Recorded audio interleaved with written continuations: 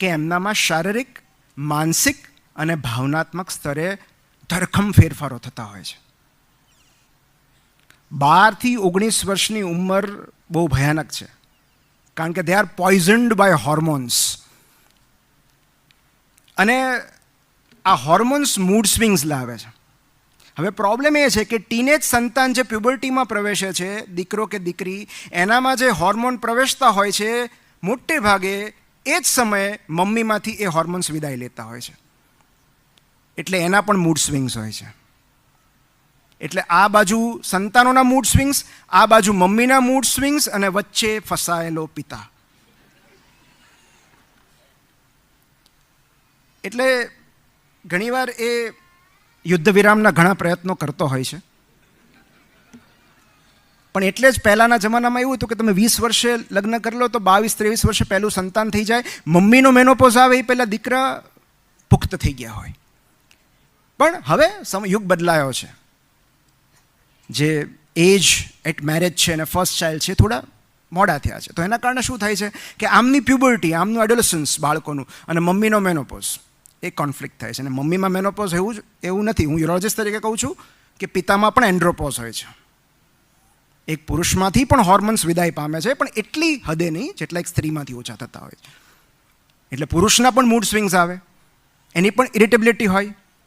એક બહુ સરસ ટર્મ છે, miserable husband syndrome. Miserable husband syndrome, દુઃખી પતિ. અને ક્યારે થાય? જ્યારે એ એન્ડ્રોપોઝના ફેઝમાં પ્રવેશે, જ્યારે ડિપ્રેશનમાં હોય, ઇરિટેબલ હોય, ધીરે ધીરે એનામાં હોર્મોન્સ ઓછા થતા જતા હોય, ત્યારે એને ખબર નથી પડતી કે આ શું થઈ રહ્યું છે મારી સામે. અને આવું કેમ થાય છે? કેમ બાળકો આવા બાંગરા થઈ જાય છે, ટીનેજ સંતાનો? કારણ કે આ બાયોલોજિકલ સ્ક્રિપ્ટ છે. આ ઇવોલ્યુશનરી અર્જ છે, એક વિકાસલક્ષી જરૂરિયાત છે. કારણ કે એમણે પોતાનું સ્વતંત્ર અસ્તિત્વ સ્થાપવાનું છે ને ટકાવી રાખવાનું છે. તમે કાલ સવારે ચાલ્યા જશો, પછી એનું શું? એટલે એની વિચાર શક્તિ વિકસે છે, નિર્ણય શક્તિ વિકસે છે, એમનું વિશ્વ બદલાતું જાય છે. નવા મિત્રો મળે છે, નવા ગુરુ મળે છે, નવા શિક્ષકો મળે છે. એનું વિશ્વ બદલાતું જાય છે, એનું વર્લ્ડ બદલાતું જાય છે. અને આ બધું જૈવિક પ્રક્રિયાના ભાગરૂપે થાય છે. એ લોકો માતા પિતાથી થોડા વિમુખ થતા જાય છે. અને ઇઝીએસ્ટ વે ઓફ પેરેન્ટિંગ, કદાચ હું આટલું બોલીને બેસી જાઉં તોય ચાલે, પણ પછી ધવલભાઈ એમ કહેશે બાકીના સમયનું શું કરશું. પણ ઇઝીએસ્ટ વે ઓફ પેરેન્ટિંગ, કોઈ પણ બાળક, કોઈ પણ ઉંમરનું બાળક હોય, પેરેન્ટિંગ કરવાની શ્રેષ્ઠ રીત હું તમને એક જ મિનિટમાં જણાવું કે તમારા બાળકમાં તમે જેટલા સદ્ગુણો ઈચ્છતા હો એની એક યાદી બનાવો. તમે ઈચ્છતા હો કે મારું બાળક આવું હોવું જોઈએ, એની એક યાદી બનાવો કે ભાઈ મહેનતુ હોવું જોઈએ, પ્રામાણિક હોવું જોઈએ, કેરિંગ હોવું જોઈએ. એની એક યાદી બનાવો, પછી એનું જાતે આચરણ કરો. આટલું જ કરવાનું. કારણ કે બાળક ઉપદેશથી નહીં, આચરણથી શીખે છે. એ સાંભળીને નહીં, જોઈને શીખે છે. એટલે જો આપણામાં હશે અને આપણને કરતા જોશે તો કદાચ બાળક કરે. આપણે કહેશું તો નહીં જ કરે. અને આખું પેરેન્ટિંગ જો આપણે 2 સ્તંભ પર ઊભેલું છે, 2 વિચારકોના સ્તંભ પર, હું એવું કહી શકું કે જો આપણે આટલું સમજી જઈએ તો આપણને પેરેન્ટિંગ બહુ અઘરું નહીં લાગે. અને એમાં પહેલો સ્તંભ છે જે મારા પ્રિય છે, જે મારા રગે રગમાં વસેલા છે, ગીજુભાઈ બધેકા. એમણે એક જ વાક્યમાં પેરેન્ટિંગને સમેટી લીધું છે કે બાળક એક સ્વતંત્ર અસ્તિત્વ ધરાવતો જીવ છે. એ આપણું એક્સટેન્શન નથી. આપણી અધૂરી ઈચ્છાઓ, આપણા અધૂરા સપનાઓ પૂરા કરવાનું માધ્યમ નથી.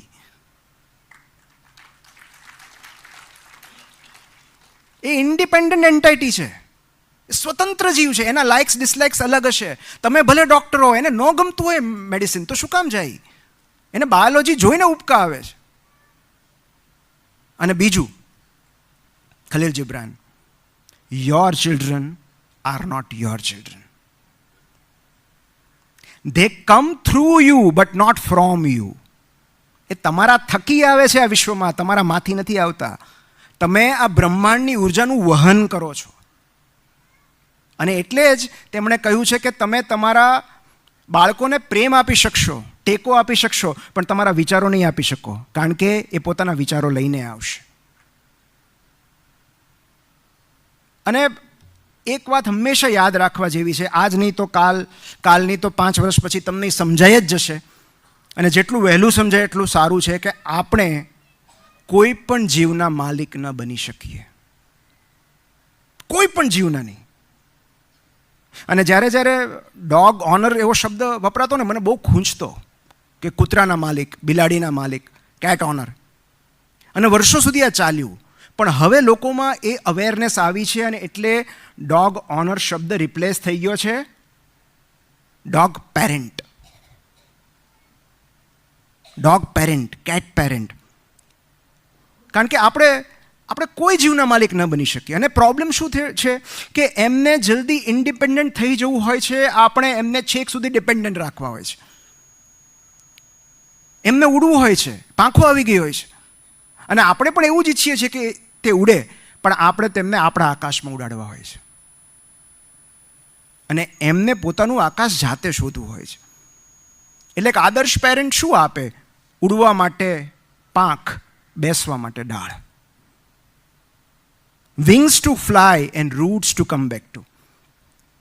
અને 12 થી 19 વર્ષનો સમય જ એવો હોય કે જ્યાં એક પેરેન્ટનો રોલ પૂરો થાય, એક મિત્રનો રોલ શરૂ થાય. પણ હું મિત્ર કહીને અટકી નહીં જાઉં, કારણ કે મિત્ર એમના જોયા છે આપણે કેવા હોય.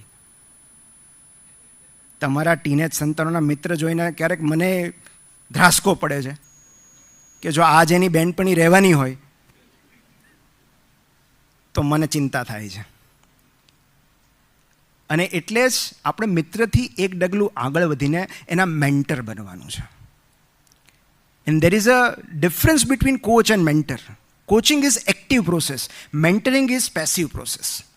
તમને ઘણીવાર એમ થાય IPLમાં આ બધા જલસા કરવા જ જાય છે, ઝાહિર ખાનના બધા મેન્ટર છે, પણ શું કામ છે એમનું? એ તો હકીકતમાં એવું જ છે. પણ આપણી લાઈફમાં મેન્ટરનો શું રોલ હોય કે મેન્ટર તમને આત્મમંથન કરવાની તક આપે, તમને પ્રશ્નો પૂછે, તમને સમજે, તમને તમારા નિર્ણયો લેવાની છૂટ હોય, તમને ભૂલો કરીને શીખવાની છૂટ હોય. He is there to support. તો એમના મિત્ર, મદદગાર અને માર્ગદર્શક બનવું પડે છે. અને જે રીતે ચાઇલ્ડ સાયકોલોજી હોય ને, એ રીતે પેરેન્ટ સાયકોલોજી હોય. સી, અલ્ટિમેટલી કોઈ મા બાપ એના સંતાનોના દુશ્મન કે વિરોધી નથી હોતા, પણ એ બસ એમને દુઃખી કે ગરીબ જોવા નથી માંગતા. એટલે આપણે જ્યારે વધુ માર્ક્સ લાવવા માટે, વધુ ભણવા માટે, કોઈ કારકિર્દી કે જોબ લેવા માટે જ્યારે આપણે એમને વાલીઓ દબાણ કરતા હોય છે, ત્યારે તેઓ સ્વાર્થી નથી હોતા. બસ તેઓ પોતાની ચિંતા, અસલામતી અને નિષ્ફળતામાંથી બહાર નીકળી નથી શકતા. એવું નથી કે એમને સંતાનોના સપના પર અવિશ્વાસ છે, પણ એમને પોતાના સંઘર્ષો યાદ હોય છે, પોતાની નિષ્ફળતા યાદ હોય છે. અને એટલે એ એમાંથી નીકળી નથી શકતા. પોતાની અસલામતીઓથી પ્રેરિત થઈને એ સંતાનને ટોક કરતા હોય છે. પણ હું એટલું જ કહીશ કે ફેલિયર્સ આર નોટ હેરિડિટરી.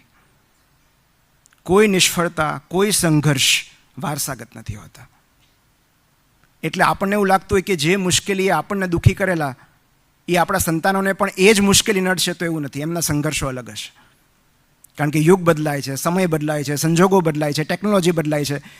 એમના યુગમાં નવા પ્રોબ્લેમ આવશે, નવા સંઘર્ષો આવશે. તો એમના સંઘર્ષો આપણે એમને જ નક્કી કરવા દઈએ. અને માતા પિતા અને ચાઇલ્ડ વચ્ચે જે ઘર્ષણ થાય છે એનું કારણ જ આ અસલામતી હોય છે, એમના ભવિષ્યનો ડર કે ચિંતા. આમાંથી કેટલા પેરેન્ટ્સ એવા છે કે જેમને પોતાના બાળકના ભવિષ્ય વિશે ચિંતા થાય છે, કે ડર લાગે છે? કેટલા બધા. હું મારો હાથ ઊંચો કરું. આપણને દરેકને હોય, કારણ કે આપણે જ્યારે એમના વિશે ચિંતા કરીએ છીએ ત્યારે એ એમના તરફના પ્રેમમાંથી ઉદ્ભવે છે. બિકોઝ વી આર કન્સર્ન્ડ, વી લવ ધેમ, કે આપણું બાળક આગળ જઈને દુઃખી ન થાય.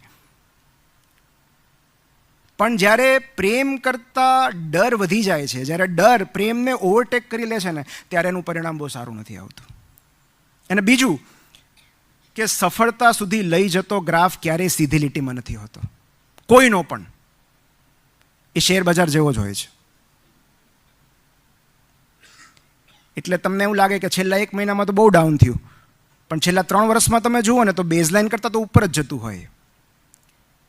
અને ઇટ અપ્લાઇઝ ટુ એવરીબડી કે એ ભૂલો કરે છે, ભટકી જાય છે, નિષ્ફળ જાય છે, રિજેક્ટ થાય છે અને પછી છેક સફળ થાય છે.